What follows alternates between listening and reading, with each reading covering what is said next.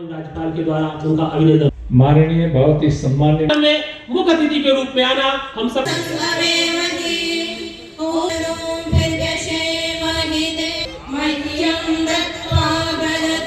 जिससे अन्य लोग भी प्रेरणा ले सके।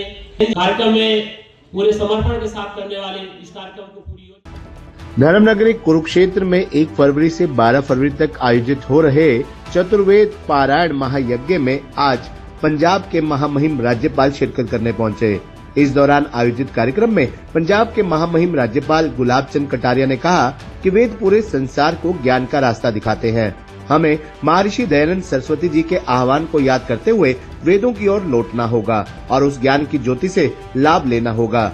वेदों के रास्ते पर चलकर ही हमारा देश 2047 में पूरी दुनिया का नेतृत्व करते हुए विश्व गुरु बनेगा।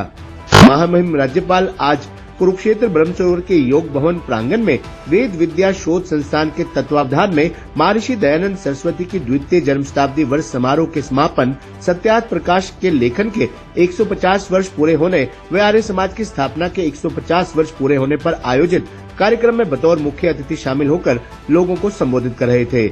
महामहिम पंजाब राज्यपाल ने अपने संबोधन में कहा कि आर्य समाज के संस्थापक स्वामी दयानंद सरस्वती ने उस समय समाज में फैली कुरीतियों, छुआछूत, जात पात को मिटाते हुए समानता से जीने का अधिकार देने का काम किया था। सबसे बड़ी बात तो उस समय महिला शिक्षा को जरूरी बताकर महिला शक्ति को सबसे बड़ा सम्मान दिया था। स्वामी जी ने नशे के खिलाफ लोगों को जगाया व लोगों को पाखंड और अंधविश्वास के प्रति जगाया। उन्होंने कहा कि मुझे गर्व है कि मैं उस धरती का रहने वाला हूं जहां पर महर्षि दयानंद ने दुनिया को सच्चाई से जोड़ते हुए वेदों को उन तक पहुंचाने के लिए सत्यार्थ प्रकाश के लेखन का कार्य किया था। सत्यार्थ प्रकाश ने न जाने कितने लोगों का जीवन बदल दिया है।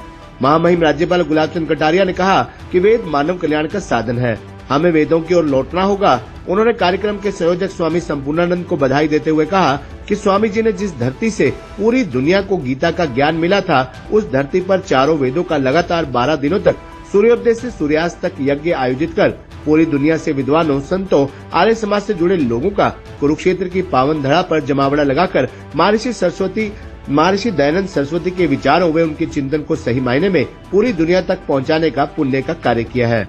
इस अवसर पर कार्यक्रम के संयोजक स्वामी संपूर्णानंद सरस्वती ने अपने संबोधन में कहा कि पूरी दुनिया के लिए महर्षि दयानंद का चिंतन सबसे बड़ा है, जिससे लोगों में बड़ा बदलाव आया।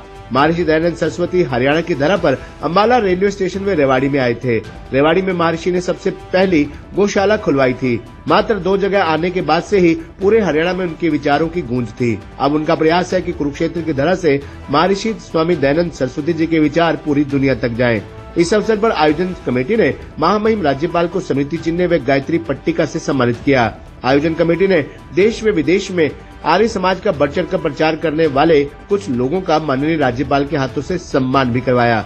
इस अवसर पर सीकर के पूर्व सांसद स्वामी सुमेधानंद जी महाराज, जैन समाज के अध्यक्ष मनिंदर कुमार जैन, ईश्वर अग्रवाल, पद्म सेन गुप्ता, महाराणा प्रताप बागवानी विश्वविद्यालय के पूर्व कुलपति समर सिंह, कुरुक्षेत्र जिला परिषद के vice chairman Dharmpal Chaudhary DP, Ranjit Chauhan, Arya Dilbag Lathar, Yogesh Arya, Acharya Sandipan, Himachal Pradesh से देशराज आर्य सहित विभिन्न सामाजिक व धार्मिक संस्थाओं से जुड़े लोगों ने भी कार्यक्रम में विचार रखे और उन्हें महामहिम राज्यपाल के हाथों से सम्मानित भी किया गया। से वेद को समेटकर व्यक्ति को किस तरह से अपने जीवन में आगे बढ़ना चाहिए, उसमें क्या चीजें होनी चाहिए, उसको उन्होंने समाहित किया। और मैं सोचता हूँ कि वास्तव में ये जो वेदों के प्रकांड विद्वान के रूप में दयानंद सरस्वती को उस समय जाना जाता था, प्रकांड विद्वान के रूप में, एक समाज सुधारक के रूप में और एक आर्य समाज की स्थापना करने वाला, 3 बातों को एक साथ समाहित किया। मैं जब पहली बार नया बच्चा था, जेल से निकलने के बाद मुझे पार्टी ने टिकट दिया, मैं चुनाव में खड़ा हुआ। मेरा कोई परिचय शहर से था नहीं, तो मैंने परिचय करने के लिए हर ऑफिस में दिन में जाता, सबसे लोग आमासामी करता, व्यक्तिगत मिलता। मिलते मिलते एक दिन मैं उस अम्बाला के रेलवे स्टेशन पर उतर करके ऋषि ने भक्तों को दर्शन दिए और आशीर्वाद दिया। दूसरा महर्षि दयानंद जी महाराज का प्रवास हुआ था रेवाड़ी में।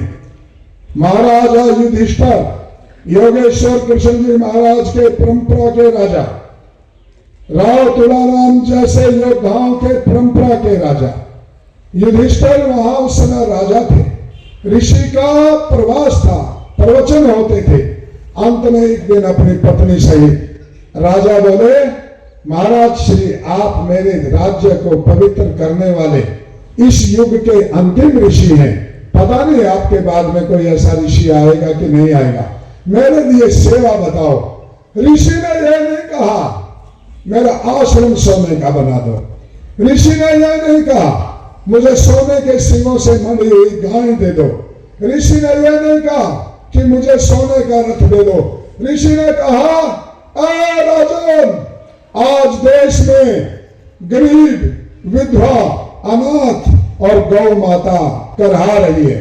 गौ माता के गर्दन पे हर रोज छुरी चलती है, लाखों गौ माता हर रोज कटती है। अपने राज्य में चूंकि तुम योगेश्वर कृष्ण जी महाराज के परंपरा के हो, अपने राज्य में गौशाला खोलिए और गौ माता को कटने से बचाइए। हरियाणा की वो महर्षि द्वारा स्थापित की हुई सबसे पहली गौशाला है, वो आज भी रेवाड़ी में इतिहास का एक स्मारक बनकर के खड़ी है। सहायक के माध्यम से स्वामी संपूर्णानंद जी इस मसाल को सनातन भारत सुरक्षित संसार लेकर पूरे विश्व में अलग जगा कर चल रहे हैं। मैं आभारी हूँ माननीय स्वामी संपूर्णानंद जी का, मैं आभारी हूँ कुरुक्षेत्र की जन आवाज संगत का, जिन्होंने यहाँ आकर इस यज्ञ में आहुति डालने का काम किया। और मैं आभारी हूँ माननीय मुख्य अतिथि जी का, महामहिम राज्यपाल जी का, माननीय पूजनीय स्वामी सुमेनानंद जी का, जिन्होंने कुरुक्षेत्र की पावन धरा पर आकर हमें आशीर्वाद देकर इस यज्ञ को महायज्ञ बनाने का काम किया।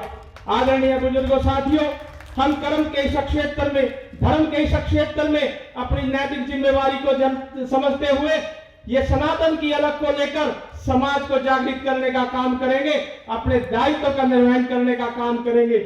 मैं ज्यादा ना बोलता हुआ जिला परिषद कुरुक्षेत्र की तरफ से और समाज के इस नागरिक के होने के नाते, संस्थान के सचिव होने के नाते आप सबका आभार प्रकट करता हूं और धन्यवाद करता हूं कि आप छोटे से बुलाए पर यहां कर इस समारोह की शोभा बढ़ाने का काम किया, इसको चार चांद लगाने का काम किया। पुनः आपका नंदन, अभिनंदन, स्वागत, धन्यवाद। शताब्दी मना रहे हैं दूसरी, और आर्य समाज की स्थापना भी उन्होंने 1875 में किया, उस पर 150 वर्ष। मेरे यहाँ उदयपुर में नवलखा महल में उन्होंने 87 प्रकाश की लेखन वहीं किया है। अमित जी का मेरे को भी एक अवसर दिया कि मैं आज इस पवित्र स्थान पर आ सका। वैसे मैं सोचता हूँ कि भारत का कोई ऐसा आदमी नहीं है तो इसे ब्रह्म सरोवर में आने के लिए नहीं आता। एक कुरुक्षेत्र है, ये न्याय और अन्याय के प्रति हुए युद्ध को गीता के उपदेश के रूप में आने वाली पीढ़ियों तक रहेगा। उस धरती पर मैं आया हूँ। श्री दयानंद जी के इस कार्यक्रम में मुझे सम्मिलित होने का मौका दिया। मैं सोचता हूँ महर्षि दयानंद की शिक्षाएं उस समय भी उतनी आवश्यक थी, उससे आज उससे भी कई ज्यादा आवश्यक है। विशेष करके जो समाज में ऊंच नीच का भाव, छूआछूत के जो अभी भी इतने वर्षों के बाद भी कहीं न कहीं है, थोड़ा बहुत असर है, वो कैसे समाप्त। समाज को उठाने के लिए शिक्षा मजबूत बने, ये उनका प्रारंभ से था। और उन्होंने आर्य समाज की कई शिक्षण संस्थाएं देश भर में प्रारंभ हुई थी और उनके अनुयायी आज भी सारे समाज के और रोज स्वामी दयानंद सरस्वती के सिद्धांतों को जन जन तक पहुंचाने का अपना परिश्रम। महिम जी, बसंत पंचमी भी पर्व भी है, क्या देश प्रदेश है, क्या सकते देखो, बसंत पंचमी माँ सरस्वती का जन्मदिन है और मैं सोचता हूँ कि सबसे बड़ी अगर किसी के प्रति श्रद्धा है तो माँ सरस्वती की है। इस पर उसकी कृपा होती है, बाकी सब चीजें हो न हो तो भी आदमी बहुत ही लखपति माना जाता है। तो माँ सरस्वती को वंदन। और इसी दिन बलिदानी पुरुषों का भी एक तरह से याद रखने का दिन है। हमारे यहाँ बसंत पंचमी का विशेष महत्व है। कुंभ के स्नान का भी आज जो महत्व है वो इसलिए कि बसंत पंचमी के स्नान का भी एक विशेष पुण्य है। Hey Dad. चंगी तरह खेडी चैंप। Any doubt? किडा खेडी आज बेको सुके सुके दाग बेको नो डाउट इन्ना सुक्के दागा ਲਈ ਹੈ ਸਰਫ ਐਕਸਲ ਮੈਟਿਕ ਹੁਣ ਨਵੇਂ ਪੈਕ ਵਿੱਚ SPP ਟੈਕਨੋਲੋਜੀ ਦੇ ਨਾਲ ਇਹ ਜ਼ਿੱਦੀ ਸੁੱਕੇ ਦਾਗ ਕੱਢੇ ਸੈਮੀ ਆਟੋਮੈਟਿਕ ਮਸ਼ੀਨ ਵਿੱਚ ਹੀ ਐਨੀ ਡਾਊਟ ਨਵਾਂ ਸਰਫ ਐਕਸਲ ਮੈਟਿਕ